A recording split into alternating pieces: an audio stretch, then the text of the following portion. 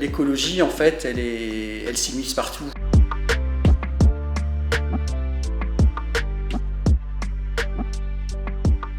On peut en parler vraiment par rapport à Racines du Ciel, parce que quand on a créé vraiment cette marque, c'était l'idée de faire du beau, de faire de l'esthétique, tout en prenant en compte toutes les questions qui nous taraudaient déjà à l'époque, c'est en 2005, savoir le retour à la terre en utilisant uniquement des matières naturelles.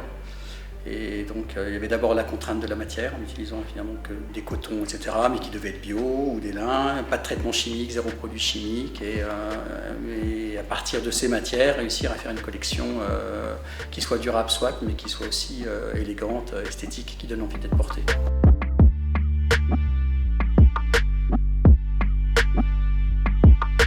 L'écologie, en fait, elle s'immisce partout. Quand un étudiant parle du projet, il y a toujours un moment où on se pose la question du matériau, du devenir du matériau, des qualités du matériau, de sa durabilité, de son recyclage possible, de sa traçabilité, en fait, que l'étudiant, en fait, de toute façon, dans ses choix, sache déjà de quoi il parle à chaque fois, pourquoi il fait ce choix, comment il le fait. Ça, c'est vraiment important. Donc ça s'immisce un peu partout, c'est pas comme un diktat en fait, on nous oblige à, mais c'est des questions qu'il faut absolument porter aujourd'hui, et d'ailleurs les étudiants s'en emparent très très bien déjà.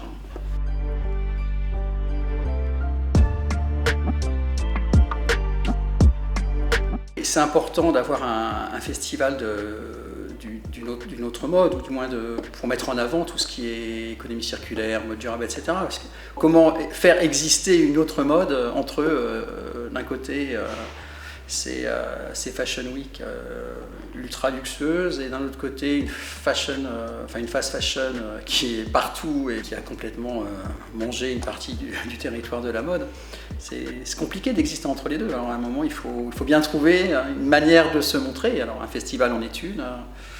Après, peut-être, je ne sais pas si on peut encore en trouver d'autres, mais il faut trouver le moyen en tout cas d'exister, de montrer qu'on peut faire les choses autrement.